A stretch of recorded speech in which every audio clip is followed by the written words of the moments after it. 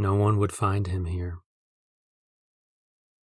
His parents didn't know he knew about the place in the woods. They should have, though. It was grade school legend. Follow the path until you get to the huge stump, then turn directly right and continue down to the flat. His parents never asked him if he knew or to warn him against going there. But he heard the talk from his classmates. The flat sounded exciting, and the walk there, it'd be like a quest. His mother had yelled at him again for not doing his homework. Fed up, he ran from the house and her scolding. He ran a while and beelined into the woods as soon as they came into sight.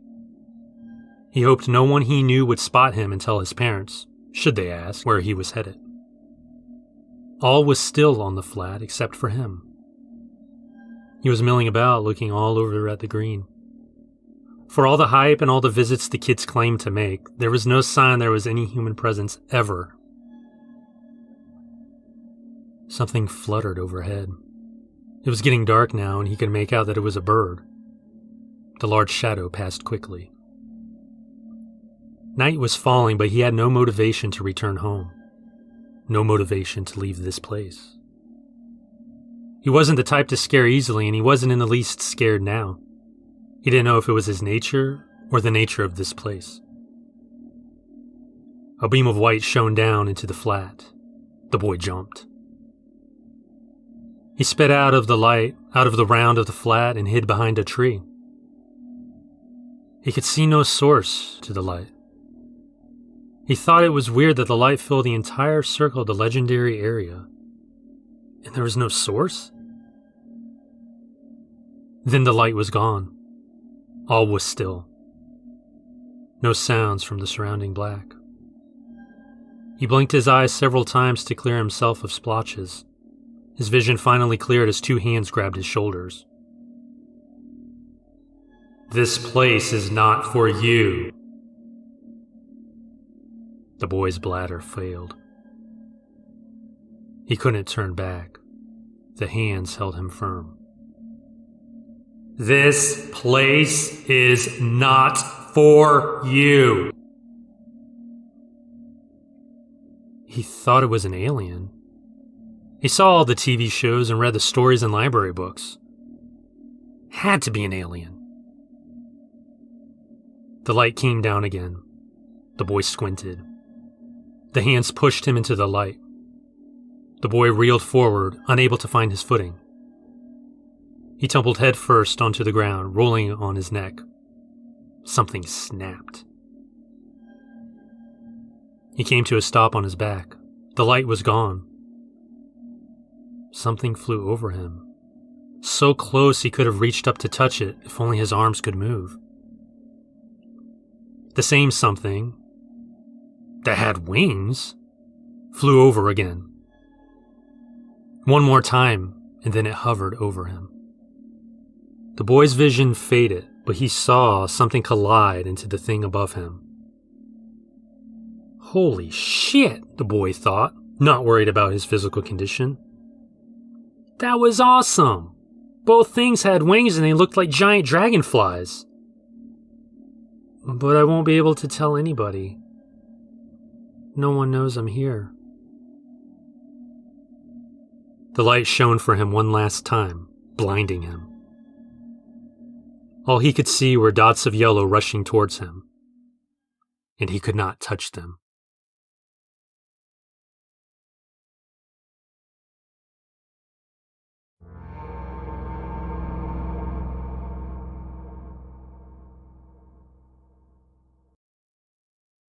"I told you I'd be back," Hank growled. "You didn't believe me, did you?" Lauren pulled back out of his grip. "Get the hell away!" The bear of a brute backed her up against the trailer kitchen wall, knocking some wooden shelves lined with gaudy knickknacks astray. She kneed him in the groin. He gasped in her face. She thought something died in his mouth as she shoved him off her. She made for the kitchen door, but he was already on her, slamming her face into the aluminum door. The trailer groaned and cracked with every slam. Lauren's nose turned to blood, bone, and finally mush. Her cheekbones caved in. Then, he was done. Hank had to get out of town. He was pretty sure some nosy neighbor had heard the commotion and had seen him flee the trailer. He didn't return to his one-room apartment to pack or gather his thoughts. He only had one purpose: to get out of town. He decided the best way was to walk across Mr. Cotton's land to the next county, and from there hitchhike out of state. When he snuck through the rusty wire fence and stepped onto Mr. Cotton's land, he got a feeling that he never felt before. Images of his dead ex-wife on the floor exploded into the front of his head, pounding like a rabid jackhammer.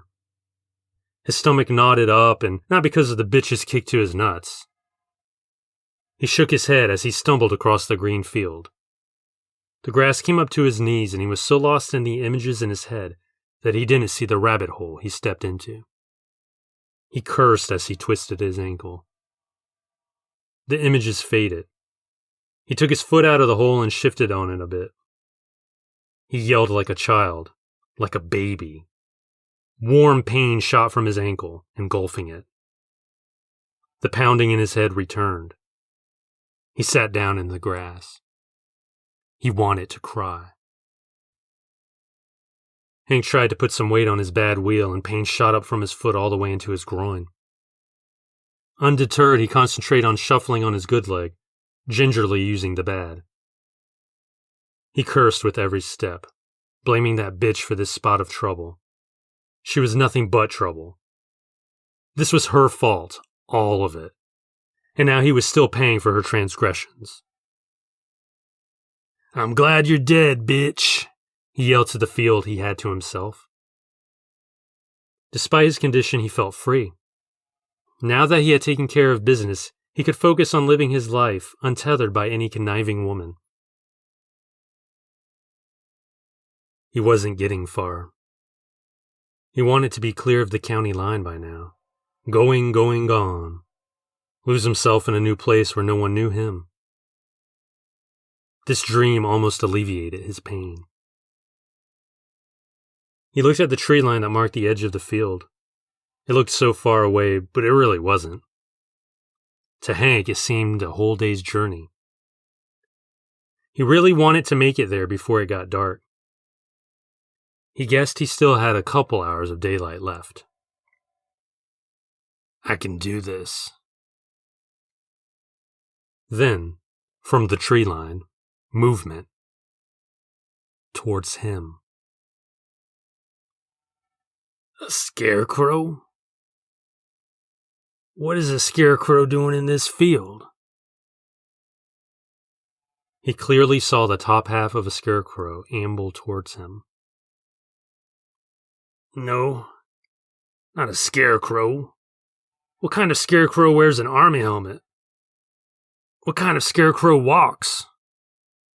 Hank squinted. The scarecrow soldier was about 50 yards away.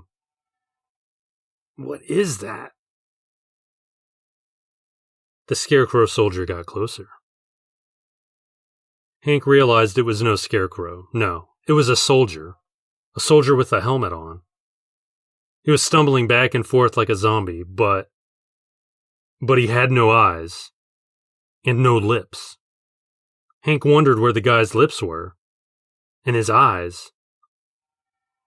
And his skin. Hank got up slowly and prepared to defend himself.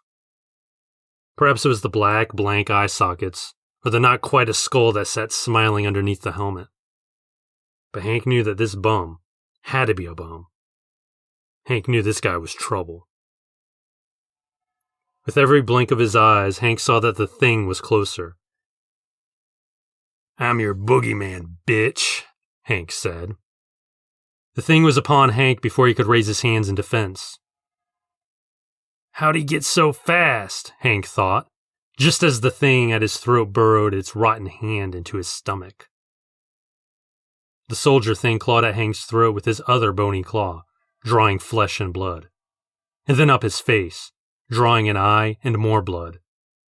Clawing and burrowing until the thing had hit skull and then beyond. Once there, the thing yanked gray and red gore out of the hole and human sausage links from the gut. Hank fell amid the green grass, barely alive, barely thinking, but not for much longer. The thing smiled down at him. No, not for much longer.